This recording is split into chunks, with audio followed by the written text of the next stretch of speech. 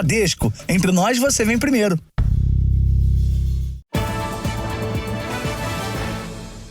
Olá, boa noite. Boa noite. Dados da Secretaria da Segurança de São Paulo mostram que, nos 4 primeiros meses do ano, as motos mais roubadas e furtadas no estado são as de baixa cilindrada. O levantamento feito pelo Jornal da Record mostra que a cada 15 minutos, uma moto foi levada por criminosos. As imagens são de uma câmera presa ao capacete de um motociclista. Quando ele para em um cruzamento da zona sul da capital paulista, é rendido por 2 homens que estavam na calçada. Desce da moto, desce da moto. Os assaltantes fogem em alta velocidade. A polícia é acionada e persegue os criminosos. A câmera continua ligada e registra tudo. Cerca de 40 minutos depois, os assaltantes são rendidos. A viatura. A moto é recuperada e devolvida ao dono. Agora ele diz que não se sente mais seguro. Não é à toa que eu busco não usar minha moto no dia a dia, entendeu? Só quando eu for fazer alguma viagem ou algo do tipo. Mas não tem segurança. Sandro não teve a mesma sorte. A moto dele foi roubada no centro de São Paulo. O crime foi registrado pelas câmeras de segurança do prédio. Eram quase 5 horas da tarde e nem o movimento na rua inibiu a ação do criminoso. Quando eu cheguei aqui que não vi a moto, meu sentimento foi um sentimento de dor, um sentimento de frustração, porque nós trabalhamos para conquistar algo. E é algo que é difícil a gente conseguir, não é fácil. E não era mesmo o dia do Sandro. Ele pediu uma moto emprestada para ir à delegacia fazer o boletim de ocorrência. Na volta foi rendido por 4 homens armados. Eu perdi 2 motos no mesmo dia, em questão de 6 horas. Com mais de 1 milhão de unidades, São Paulo é a capital com a maior frota de motocicletas do país. É também a cidade onde mais se roubam e furtam esse tipo de veículo. Dados da Secretaria de Segurança Pública do Estado mostram que nos 4 primeiros meses deste ano, quase 9 mil motos foram levadas por criminosos, uma média de 98 por dia, uma a cada 15 minutos. As informações são do portal da Transparência da Secretaria da Segurança Pública. O levantamento identifica também que as motos mais roubadas são as mais novas e as de baixas cilindradas. As motos que são produtos de roubo são utilizadas imediatamente para a prática de outros roubos. Você tem que sempre estar atento, olhando o tempo todo para trás. Às vezes você tem, querendo ou não, furar sinais vermelhos por conta do local, do horário, da região. Veja agora outros destaques do dia. A Agência de Classificação de Risco melhora a nota de crédito do Brasil. Governo federal manda Google e Facebook tirarem do ar anúncios falsos sobre o Desenrola Brasil. Guindaste em chamas cai de prédio e deixa 6 feridos em Nova York. Morre aos 56 anos a cantora irlandesa Sinéad O'Connor.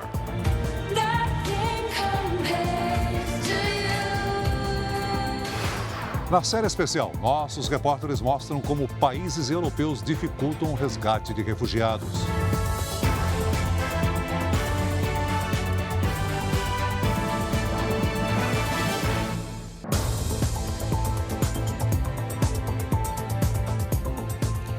Uma quadrilha especializada no furto de combustíveis foi alvo de operação da polícia e do Ministério Público do Rio de Janeiro. Os criminosos agiam em pelo menos 5 estados. Foram 47 alvos de busca e apreensão, inclusive empresas suspeitas de financiar o grupo. As investigações começaram em 2019, quando 11 pessoas foram presas em flagrante por furtar combustível em dutos da Petrobras. A ação se estendeu no Paraná, Minas Gerais, Espírito Santo e São Paulo.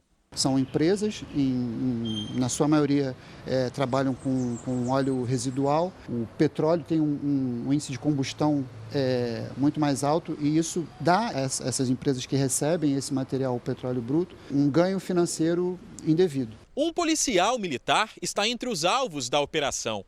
Ele teria a função de alertar os criminosos sobre as fiscalizações. A quadrilha dividia as tarefas para dificultar a investigação. Um grupo cuidava do aliciamento de motoristas que transportavam o combustível furtado. Outros integrantes tratavam da logística de perfuração e de extração do petróleo. E ainda havia o grupo que cuidava das finanças da quadrilha. Esse tipo de crime provoca danos ambientais e põe vidas em risco. Em 2019, uma menina de 9 anos morreu vítima de queimadura depois de cair em uma poça de gasolina da Baixada Fluminense. Um duto da Petrobras tinha acabado de ser perfurado pelos criminosos. Eles não estão preocupados em depois deixar o encanamento normalizado. Eles deixam o petróleo jorrando e isso vai para mananciais, vai para o subsolo, causando um prejuízo grave à fauna e à flora. Uma explosão em um secador de milho numa cooperativa no interior do Paraná deixou 4 mortos. Também houve feridos. 4 foram internados e outras 6 pessoas estão desaparecidas. De acordo com moradores da cidade de Palotina, o chão tremeu com a explosão. Bombeiros de cidades vizinhas foram acionados para ajudar no resgate. Um avião com 400 quilos de cocaína foi interceptado por caças da Força Aérea no interior de São Paulo. A aeronave saiu do Paraguai com destino à região de Araraquara. Após pousar numa pista de terra, o piloto fugiu pela mata. Ele ainda não foi encontrado. Uma pessoa morreu e outras 3 ficaram feridas num acidente envolvendo 3 carros na BR-040 em Nova Lima, na região metropolitana de Belo Horizonte. 2 dos carros envolvidos bateram de frente. Um incêndio de grandes proporções destruiu uma fábrica de minérios em São Paulo. As chamas começaram ainda de madrugada e só foram controladas pela manhã. Um bombeiro ficou ferido. A perícia vai investigar o que causou o incêndio. O presidente Lula passou hoje por uma infiltração de medicamentos para aliviar as dores no quadril. Nós vamos saber dos detalhes em Brasília com Luiz Fara Monteiro. Boa noite, Fara. Oi, Celso. Boa noite para você, para a Cris, para todos que acompanham o JR. Só para lembrar, Celso, da primeira vez que o Lula assumiu a presidência, em 2013, ele sofria dores intensas no ombro por conta de uma bursite. Agora, no 3º mandato, o problema é no quadril. A expectativa é que ele faça uma cirurgia em outubro. O presidente chegou a um hospital particular em Brasília por volta das 10 da manhã. Lula tem artrose na cabeça do fêmur, da perna direita. A artrose é um desgaste da cartilagem que reveste a articulação e que causa dor. O presidente deve ser submetido a uma artroplastia de quadril, uma cirurgia que substitui a cabeça do fêmur por uma prótese. Hoje ele passou por um procedimento de infiltração com medicamentos para reduzir as dores até a cirurgia. A Presidência da República divulgou uma nota em que afirma que o procedimento foi realizado sem nenhuma intercorrência. Esta é a 2ª vez em 4 dias que o presidente Lula é submetido a esse tratamento. Para o procedimento de hoje, o cardiologista Roberto Calil Filho, médico particular do presidente, e 2 ortopedistas vieram de São Paulo para o atendimento. Lula deixou o hospital pouco depois do meio-dia e voltou ao Palácio da Alvorada. O procedimento foi um sucesso. O objetivo era uma infiltração que pudesse reduzir esse mal-estar, esse desconforto causado pela dor que vem incomodando o presidente.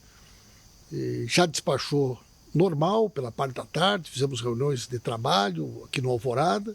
Amanhã, durante todo o dia, o presidente cumprirá a sua agenda normalmente.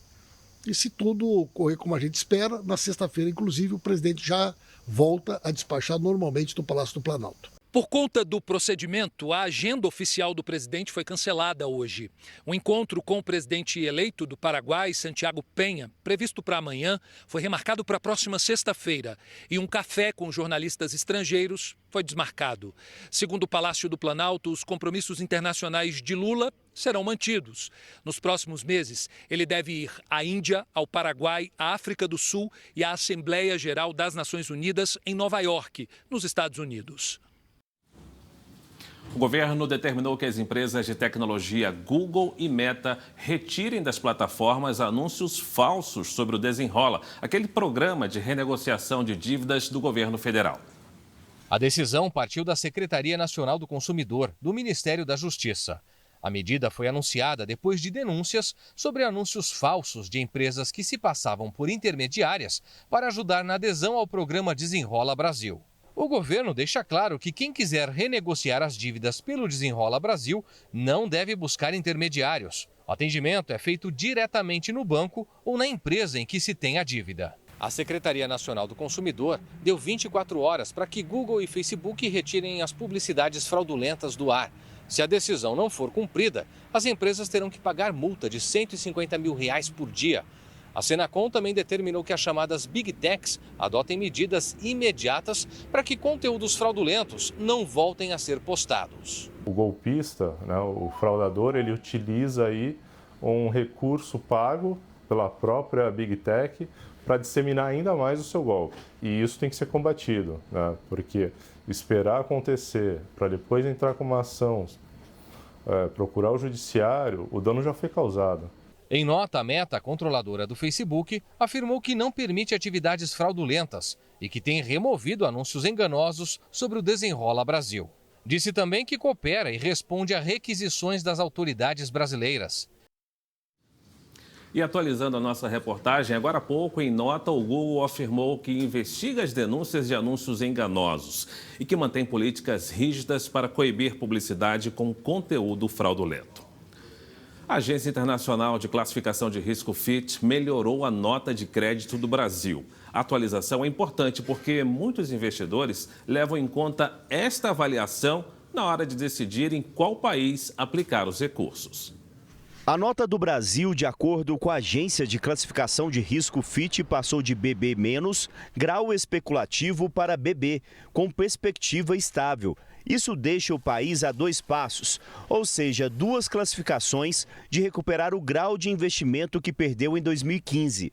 A agência ressaltou as reformas que foram feitas nos últimos anos, como a da Previdência, a autonomia do Banco Central e as prováveis aprovações da reforma tributária e do arcabouço fiscal, que estão em andamento no Congresso. A revisão da nota é uma importante vitória do ministro da Fazenda, Fernando Haddad.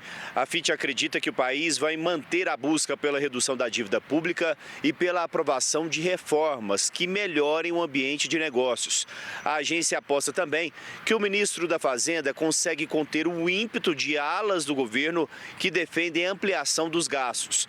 Eu apurei que a equipe econômica espera que mais 2 agências revisem a nota do Brasil até o fim do ano. É a primeira agência de risco que efetivamente muda a nota do Brasil, né?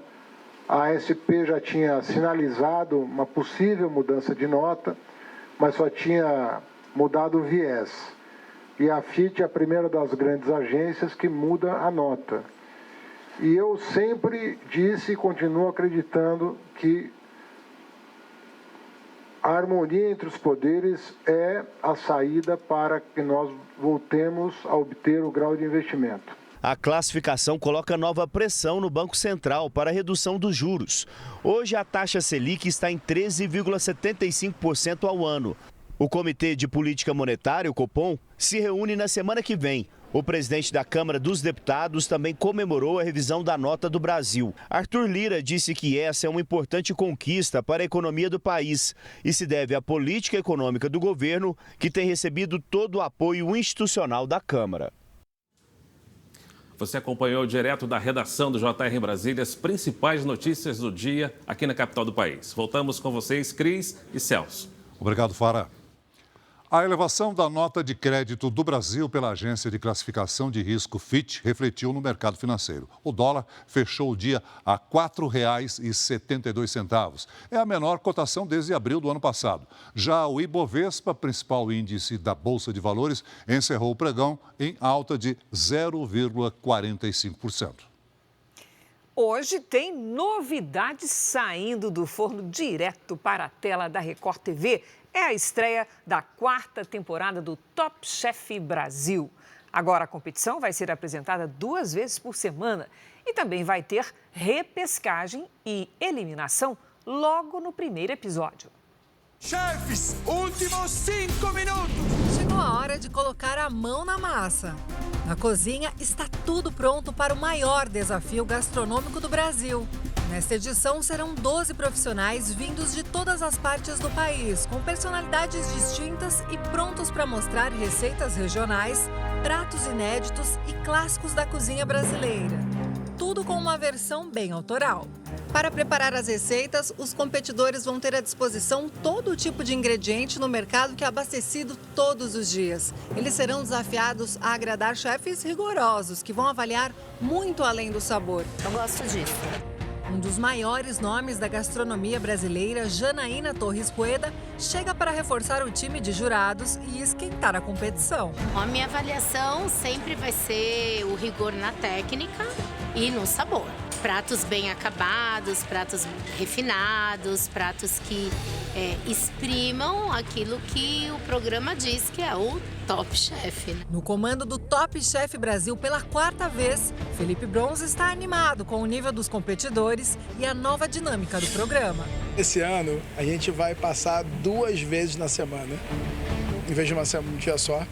Então, a gente vai ter muito mais história para ser contada, porque a gente também vai mostrar muito mais ainda os bastidores do confinamento. E confinamento no Top Chef sempre tem história. E tem mesmo. Além da pressão na cozinha, os competidores se mudam para uma casa onde precisam conviver o tempo todo com os demais participantes. Eu, como chefe, estou falando da cozinha, da gastronomia, do sabor. Mas eles têm a convivência, eles têm que ficar na casa. Esse aqui é outro prato cheio também para o telespectador. São muitas histórias, muitas coisas que são sempre gostoso de se ver. E tem mais novidades. Logo no primeiro episódio, um candidato se despede da competição. Mas também vai ter repescagem e a oportunidade de um eliminado voltar a sonhar com o título de novo Top Chef do Brasil. O prêmio de Top Chef é um título que você carrega e vale muito no mundo inteiro.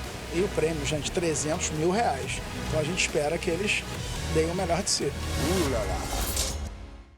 Então, eu reforço o convite. Você não pode perder a estreia da nova temporada de Top Chef Brasil. É hoje, hein? Às 11h45 da noite.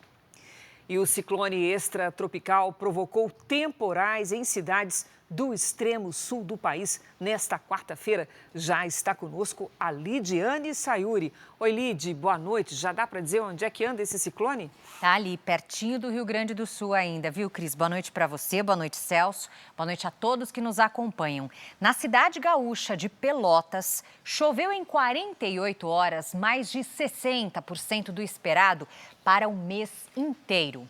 A boa notícia é que o ciclone está se afastando. Amanhã, ele e a frente fria seguem em alto mar, mas algumas nuvens de chuva permanecem sobre o continente.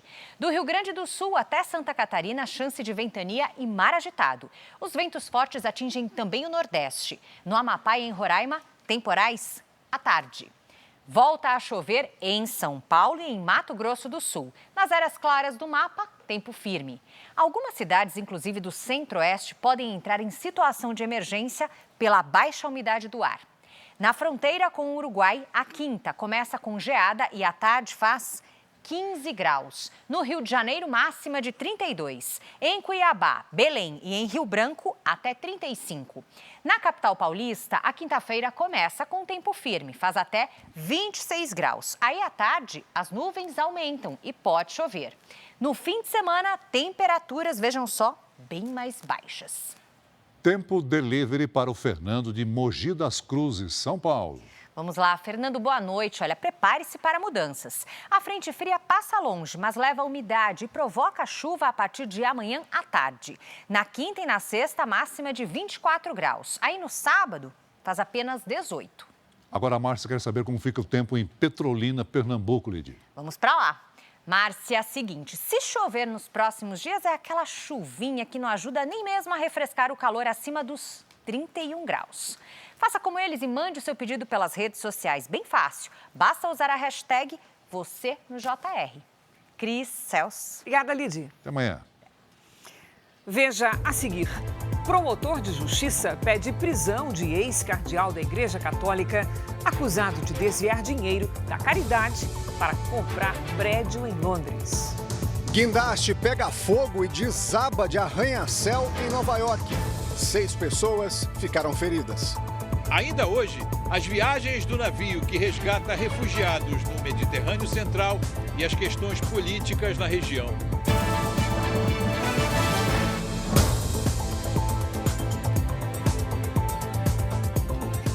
Um promotor de justiça pediu a prisão de um ex-cardeal envolvido numa suposta fraude financeira. Ele teria participado da compra de um prédio de luxo em Londres com dinheiro que deveria ser destinado à caridade. O então cardeal italiano Giovanni Angelo Becciu renunciou em 2020 depois da revelação do escândalo. Ele era uma das figuras mais influentes da cúpula da Igreja Católica.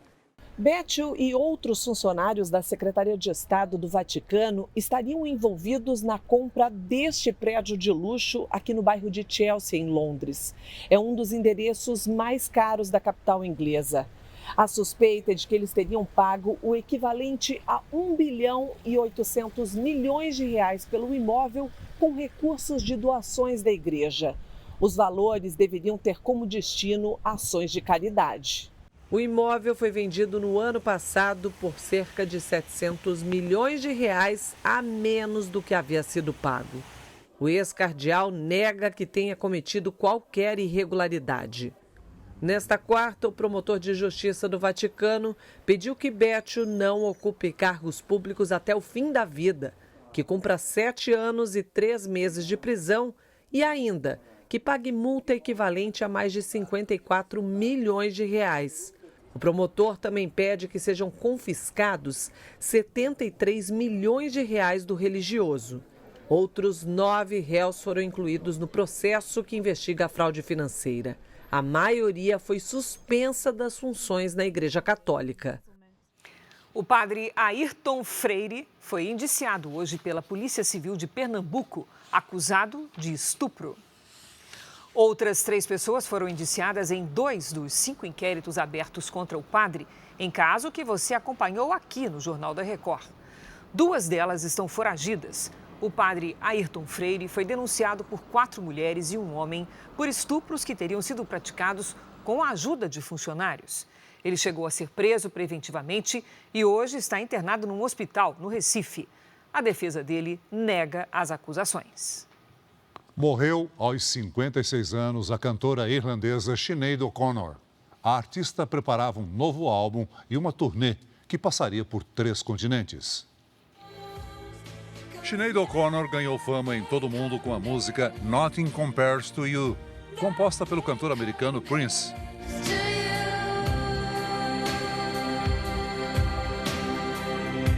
A canção foi o principal sucesso do ano de 1990, segundo a revista Billboard. A artista nasceu em Dublin, capital da Irlanda, em 1966. Foi vítima de abuso sexual e teve uma infância conturbada. No ano passado, viveu um novo trauma quando perdeu o filho de apenas 17 anos. No começo desse mês, ela anunciou que estava preparando um disco de músicas inéditas e uma turnê que começaria em 2025. A causa da morte da cantora não foi informada.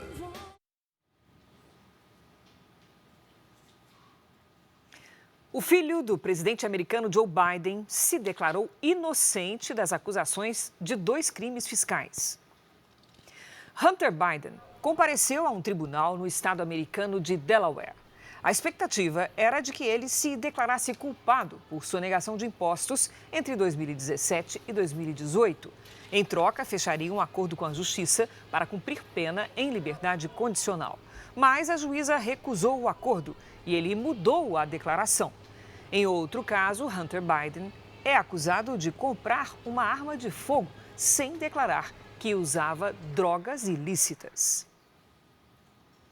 Veja a seguir, a polícia acredita que boa parte dos foragidos da justiça use documentos em nome de outras pessoas para enganar as autoridades. Europa segue em alerta por causa das altas temperaturas. Aqui em Portugal, calor e vento forte preocupam os bombeiros. Veja ainda hoje, refugiados retomam atividades cotidianas depois de resgate no Mediterrâneo.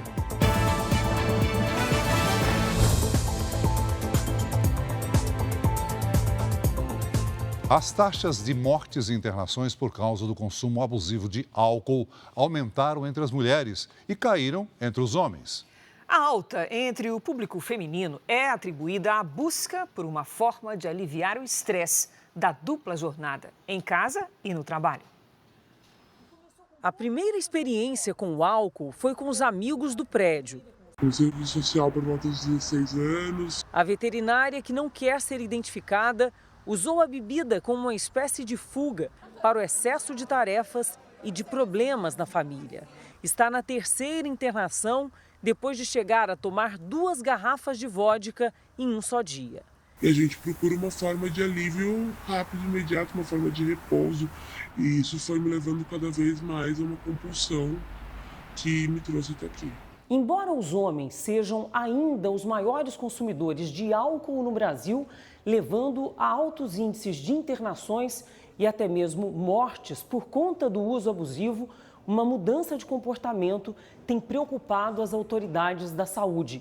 É o crescimento do consumo entre as mulheres brasileiras. Os dados foram revelados por uma pesquisa feita pelo Centro de Informações sobre Saúde e Álcool. Foram analisados dados do Sistema Único de Saúde. Entre 2010 e 2021, o índice de internações de mulheres por consumo abusivo de álcool cresceu 5%. O de mortes, 7,5%. As taxas são por grupo de 100 mil habitantes. Eu nunca vi tantas moças, 13, 14, 15 anos, tendo contato precoce com álcool, sem nenhum cuidado, com uso exagerado. Aos 30 anos vão ter dependência do álcool. Entre os homens, a curva é de queda. Neste período, as internações por alcoolismo caíram 13% e as mortes 8%.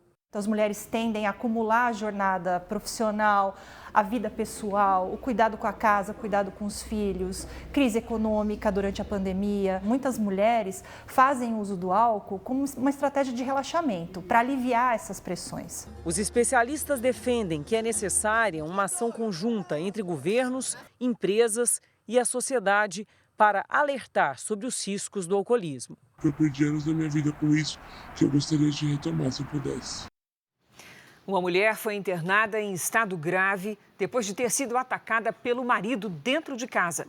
Ele foi preso a partir da denúncia da própria filha. O casal morava nesta casa, em Campo Grande, zona oeste do Rio. Foi aqui que Alexandro Cardia Mendes quase matou a companheira após 20 anos de relacionamento. As ameaças começaram quando o casal voltava para casa. De acordo com o boletim de ocorrência, o marido afirmou que mataria Vilma Barreira, de 42 anos, naquela noite. A mãe pediu socorro à filha Vitória Barreira, de 19 anos. A jovem flagrou as agressões e impediu que o pai matasse a mãe dela. Segundo a filha, a rotina do casal sempre foi marcada por agressões. Jogou ela no chão e foi esfaqueando ela. Foi muito rápido, aí eu tentei tirar ele de cima, só que eu não consegui, que ele era mais forte que eu. Chamei meu primo conseguiu tirar ele de cima. Não queria que nada disso tivesse acontecido. Vitória denunciou e o pai foi preso em flagrante. A vítima teve ferimentos em diversas partes do corpo, inclusive no pescoço, e segue internada em estado grave. Segundo a polícia, o marido atacou a esposa porque acreditava que estava sendo traído. As mulheres alegam que é ciúme, né? Que ele estava com ciúme dela e por conta disso começou a discussão, as ameaças e até se concretizar as ameaças e realmente ele atentar contra a vida dela. Vilma Barreira entra para uma estatística alarmante. De acordo com o Anuário de Segurança Pública, o Rio de Janeiro registrou o maior número de tentativas de feminicídio no ano passado. Foram 293 casos, um crescimento de 11% em relação a 2021, quando o estado teve 264 registros desse tipo de crime. Alexandro Cardia Mendes não tinha antecedentes criminais. Ele deve responder por tentativa de feminicídio e, se for condenado, pode pegar 30 anos de prisão. O professor de futevôlei, preso por se passar pelo irmão morto, estava foragido desde 2019, quando teria participado de um assassinato. Uma lei sancionada neste ano e que prevê um único registro geral no país pode evitar casos como este, em que criminosos assumem a identidade de outra pessoa. Na rede social, a mensagem de desligamento do professor de futevôlei preso depois de uma denúncia anônima, causou surpresa entre os alunos. Em 6 meses de trabalho, nesta escola de esportes na areia, em São Paulo, Matheus de Santana Ribeiro, de 23 anos, já tinha dado aulas a mais de 50 alunos. Por telefone, falamos com um colega que dividiu o apartamento com Matheus. Ele nunca desconfiou de nada. Era um cara que sempre me aconselhou sobre a vida, sempre me ajudou em todas as questões possíveis. Matheus fingia ser Lucas, o irmão que morreu com 7 dias de vida, em 1997. Assim, conseguiu se manter foragido por pelo menos 3 anos. Matheus é acusado de fazer parte de uma quadrilha envolvida em assassinatos, roubos e tráfico de drogas em Sergipe. Por conta do tráfico de drogas, eles optaram por executar a vítima e o Matheus foi um dos executores do crime. A história do Matheus é inusitada, mas não é incomum. A polícia acredita que boa parte dos 300 mil foragidos da justiça no país use documentos falsos para escapar. Uma falha que demonstra a falta que faz um sistema unificado de identificação.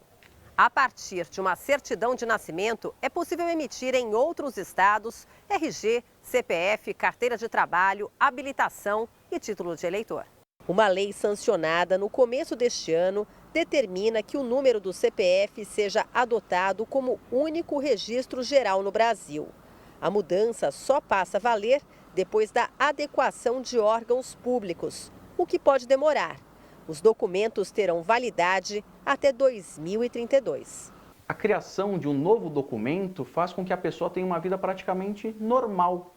Mesmo tendo contra ela um mandado de prisão a ser cumprido decorrente de uma condenação judicial, isso faz com que ela possa viver e aquele mandado jamais será cumprido.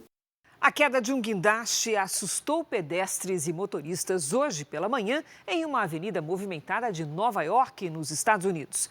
6 pessoas ficaram feridas. O acidente aconteceu por volta das 7h30 da manhã, pelo horário local. Foi uma grande explosão. As pessoas começaram a correr e entrar em pânico, diz essa testemunha. As imagens mostram primeiro a fumaça no guindaste. Em seguida, parte do equipamento quebra, bate no prédio da frente e despenca em queda livre.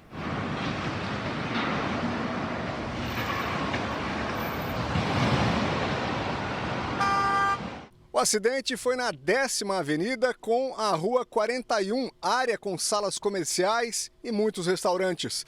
Boa parte da região precisou ser interditada. Prédios em construção ou em reforma já fazem parte da paisagem da cidade de Nova York. A prefeitura chega a emitir mais de 150 mil licenças por ano para que as empresas possam fazer esse tipo de trabalho. Segundo a prefeitura, ao menos 6 pessoas se feriram. Entre elas, 2 bombeiros e o homem que comandava o guindaste. Ele teria tentado controlar as chamas, mas o fogo queimou os cabos que sustentam o equipamento e por isso a estrutura caiu. O guindaste operava a cerca de 130 metros de altura, como se estivesse em um prédio de 45 andares. O prefeito admitiu que poderia ser um incidente muito pior. Graças a Deus, foram apenas ferimentos leves, disse Eric Adams. Incêndios causados pelo calor extremo já mataram cerca de 40 pessoas na região do mar Mediterrâneo.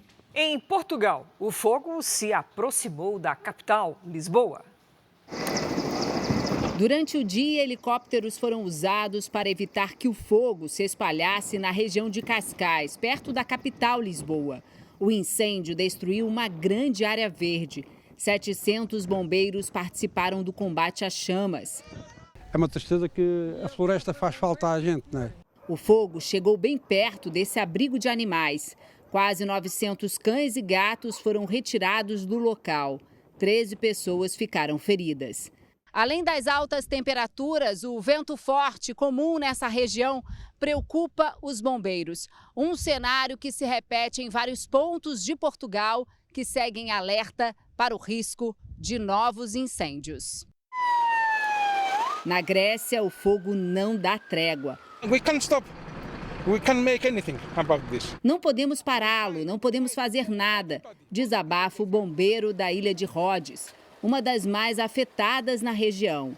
No norte da África, que também enfrenta uma onda de calor, os termômetros chegaram aos 50 graus. 34 pessoas morreram desde o início dos incêndios na Argélia. Em instantes, há um ano da Olimpíada de Paris, o Comitê Olímpico do Brasil anuncia aumento da premiação para medalhistas. Kevin Spacey é absolvido de todas as acusações de crimes sexuais. Na série especial, nossos repórteres mostram como organizações humanitárias enfrentam uma luta contra os gigantes europeus para salvar refugiados.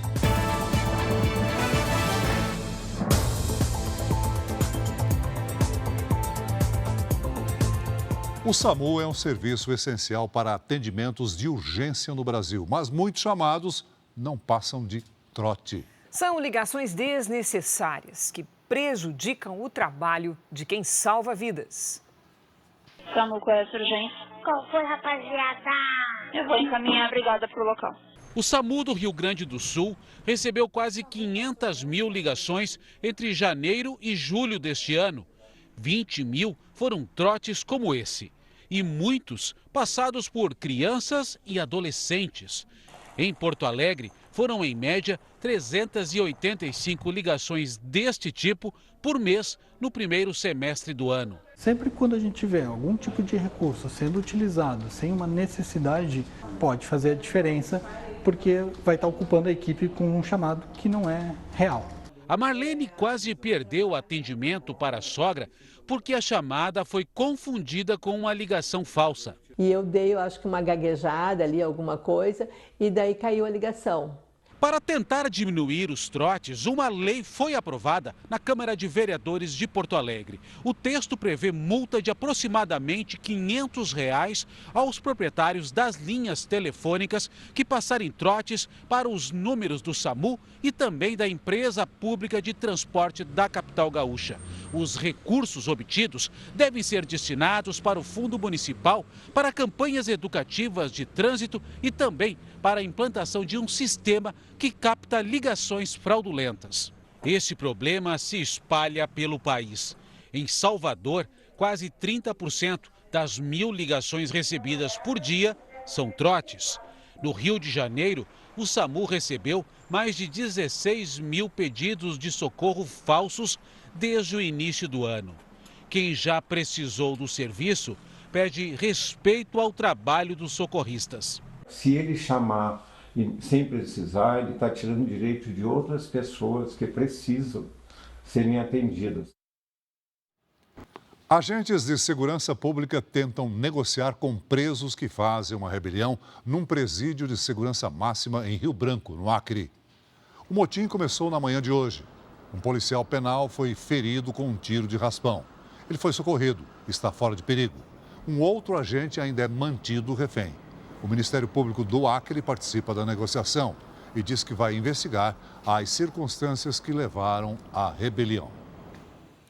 Contagem regressiva para os Jogos Olímpicos de Paris 2024. A cerimônia de abertura será daqui a um ano. A delegação brasileira já tem 43 vagas garantidas nas competições. No evento promovido pelo Comitê Olímpico do Brasil foi apresentado o planejamento logístico. A delegação contará com uma instalação a 600 metros da Vila Olímpica. Para ampliar o incentivo aos atletas, o COB anunciou o aumento de 40% no valor dos prêmios para as medalhas conquistadas. 7 modalidades já garantiram participação com 43 vagas: atletismo, ciclismo BMX, futebol e rugby femininos, saltos ornamentais, surf e tiro esportivo. A expectativa é de que o número de atletas seja maior do que nos Jogos de Tóquio, em que 304 brasileiros participaram. Hoje, na capital francesa, um cronômetro colocado às margens do Rio Sena começou a contagem regressiva para os Jogos. No ano que vem, a cerimônia de abertura será fora do Estádio Olímpico pela primeira vez na história dos Jogos.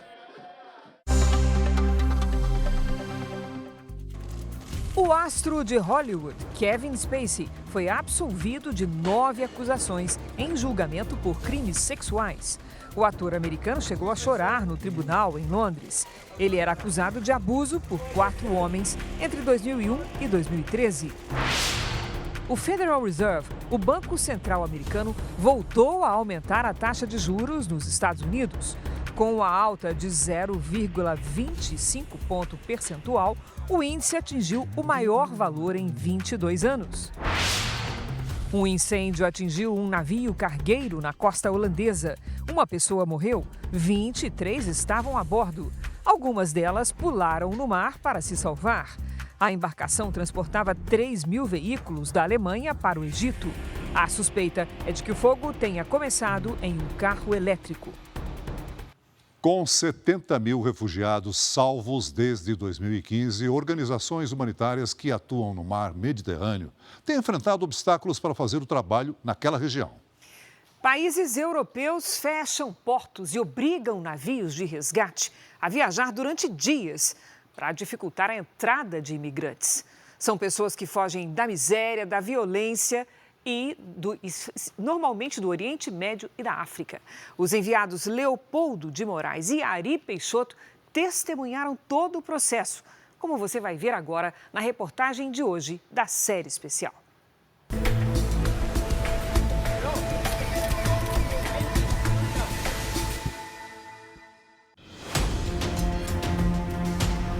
O Geo Barents rasga as águas do Mediterrâneo a uma velocidade média de 13 nós, pouco mais de 24 quilômetros por hora. Com 77 metros de comprimento por 21 de largura, ele já esteve no Brasil, quando ainda era um navio de pesquisa sísmica, uma atividade que busca prováveis reservas de petróleo e gás natural. Hoje, adaptado para busca e salvamento, com hospital, maternidade, sala de observação e 1 tonelada de medicamentos, busca sobreviventes que se arriscam em pequenos botes pelo Mediterrâneo Central. Na sofisticada e tecnológica ponte de comando, o norueguês Willy Paulsen é o responsável pela operação do navio. Durante boa parte da carreira, Paulsen comandou cargueiros pela costa da Noruega. O Geo Barents foi o primeiro trabalho dele em navios humanitários, experiência que já dura 1 ano. É uma sensação especial quando você está resgatando pessoas. É diferente. Navios cargueiros são mais ativos, o tempo todo, de porto a porto. Aqui é mais tranquilo, mas ao mesmo tempo você tem que estar sempre em alerta. Eu pergunto como ele se sentiu quando participou do primeiro resgate. Foi difícil ver tanta gente num bote onde eu nunca embarcaria. Lotado, muitas crianças pequenas, tipo de 20 dias de idade. Impressionante ver isso. Fiquei muito feliz deles terem sido salvos. É um sentimento bom. Um sentimento que eu e o repórter cinematográfico Leopoldo de Moraes compartilhamos a bordo do navio da ONG Internacional Médicos Sem Fronteiras. Há um dia, participamos do salvamento de 13 refugiados sírios e sudaneses. Eles estavam em um bote com queimaduras de 2º grau pela exposição ao sol, depois de fugir da Líbia, um dos países africanos mais próximos da Europa. Como sempre acontece depois de um resgate, a equipe da organização humanitária pede à Itália que determine um porto onde os refugiados possam desembarcar. Desta vez, o porto designado foi o de La Spezia, na Ligúria, bem ao norte do país, a 3 dias e meio de viagem desde o ponto em que eles foram resgatados. E essa determinação não é aleatória. A Virgínia me explica que em janeiro deste ano, a Itália baixou um decreto proibindo navios humanitários de fazer outros resgates enquanto estão a caminho do porto designado. Segundo ela, este é um dos obstáculos impostos pelo governo italiano ao trabalho da organização. Esta é uma prática comum desde o final do ano passado. É uma prática comum desde o fim do ano passado. Com a troca de governo, as regras do jogo mudaram para controlar o fluxo migratório. Então, essa prática de nos levar para desembarcar longe tem uma clara intenção de manter as embarcações de resgate fora de operação. Vocês estão vendo, são 4 dias para ir, mais 4 para voltar. São 7, 8 dias fora da zona de resgate. Este é o objetivo, porque não estamos aqui só para resgatar, também somos testemunhas de tudo o que está acontecendo. Estamos aqui só para resgatar, também para ser testigos de lo que passa. Por causa disso, o MSF e outras 4 ONGs encaminharam à Comissão Europeia uma denúncia contra a lei italiana que dificulta resgates no mar. Além disso, as organizações querem que o país pare com a prática de enviar os navios humanitários para portos distantes dos locais de resgate. Até 2019, La Valletta, na ilha de Malta, era a base para os navios humanitários que operavam no Mediterrâneo junto à costa da Líbia. Mas, aos poucos, o governo maltês passou a fechar seus portos às embarcações de resgate das organizações não governamentais. Com isso, algumas ONGs reduziram e até suspenderam suas atuações na área. O relatório da Anistia Internacional, divulgado no fim de 2020, denunciou a falta de respeito e proteção aos direitos dos refugiados e acusou Malta de colaborar com o governo da Líbia para interceptar e devolver ao país quem foi resgatado no Mediterrâneo. O representante da Agência da ONU para Refugiados, o Acnur, lembra que a Convenção das Nações Unidas, adotada em 1951, proíbe esse tipo de ação. A gente tem que dar essas condições para que essas pessoas possam proteger as suas vidas.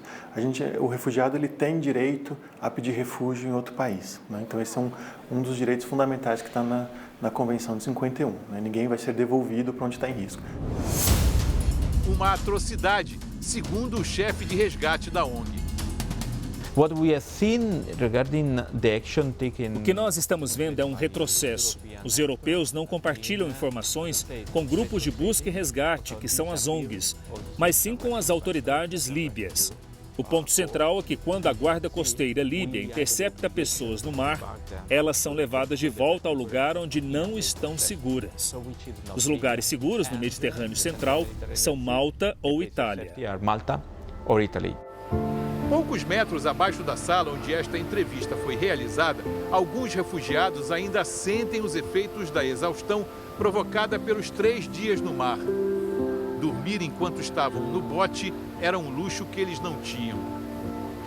Outros retomam tarefas e atividades simples, como a lavagem de roupas e sapatos, o corte de cabelo, um trato na barba. O momento da oração é sagrado. O rapaz põe em dia uma espécie de diário, onde certamente contará a amigos e parentes a história que acaba de viver. Os maus momentos durante a travessia, o medo da morte e o alívio de estar na estatística dos sobreviventes e não na lista dos mortos ou desaparecidos. No fundo, todos eles sabem que ali, naquele momento, o mar, que quase foi túmulo, agora é a estrada que leva a uma nova vida. Amanhã, como é o dia a dia da equipe da organização humanitária responsável pelo resgate de milhares de pessoas no mar.